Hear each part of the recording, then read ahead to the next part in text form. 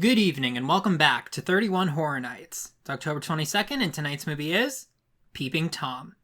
No, it is not the Peeping Tom from Butterfly Kisses, unfortunately. One question that the light research I did surrounding this movie raised is, what is the first slasher movie? One really common answer is Halloween. It's a movie that couldn't be mistaken for anything else and it really kicked things off. Before there was Freddy or Jason, there was Michael Myers.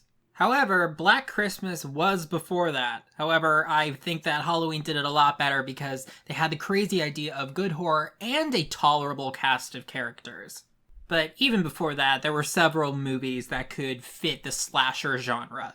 But if we're trying to find the first big slasher movie, we might end up going all the way back to 1960 with two movies: Alfred Hitchcock's Psycho and this movie, Peeping Tom.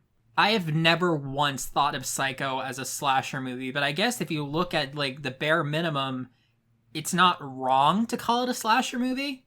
This one seems to fit the mold a little bit better.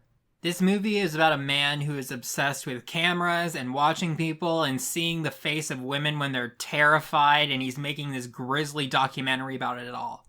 This is one of those movies that was shunned and deemed too far at the time, but looking back on it, it got a critical reappraisal. The director, Michael Powell, is not a horror director. He made a lot of dramas and romances before this. And him releasing this movie was actually controversial enough for his career to take a hit from it. But considering all I've seen for Horror Nights at this point, I doubt there's anything this movie is going to do that's going to surprise me. Let's see if I get proven wrong. I'm going to go watch it. This movie came out the same year as Psycho, and it honestly reminds me a little bit of Psycho. I'm giving it the same score I gave that movie. 5 out of 10. There were some good ideas in it, but the execution I found wanting, especially when it comes to the pacing. I'm not going to be splitting up this review because there aren't really any spoilers to think of. Definitely not ones that I would think are worth, saving for the end. Much like Psycho, one of the high points of this movie is the main character, or I guess main villain's performance. Much like Norman Bates, Mark Lewis is a pretty memorable character.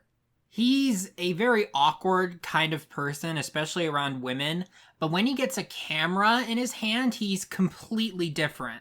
I don't know if there really is that harsh of a duality with him, or if he's faking the weird, doofy persona that he puts on when he's not holding a camera, but it's definitely noticeable.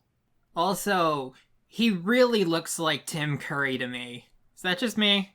Once again, just like Psycho, I would never think to call this a slasher movie. I mean, yes, it does have a murderer in it, but, there's a bit more to it than that. Slasher movies are often characterized by high body counts and gore, and this movie has neither of them. In fact, this movie doesn't show you any gore at all. The most you ever get is blood on the murder weapon. This movie is so not gory, I have no idea what people were freaking out about back in the day. My biggest problem with Peeping Tom, though, is the fact that there are scenes in this movie that just drag on forever. This movie is about 100 minutes, but they could have made it 90 minutes. Easy. Once again, there's a really good idea here. I really liked them going into, or even just implying the pleasure or even sense of power that Mark gets from recording somebody with a camera. Except while it's almost exclusively video, they constantly call it photographing. But that doesn't really go anywhere. I was expecting the killer in this movie to be a serial killer. One who kills without care at all and is already too far gone. A villain. They try to play him up as this tragic character even though he murders people. Either the main character is the victim and you feel sorry for them, or the main character is the villain and you can have fun with that. You can't really do both. I'm kind of amazed that this movie got the director in trouble because it just isn't very anything. It's almost a good psychological study, but it doesn't really go into that enough. It's almost a slasher, but it doesn't really go into that enough. It's almost like this was supposed to be the origin story of the Peeping Tom serial killer, except they cut it off at the end.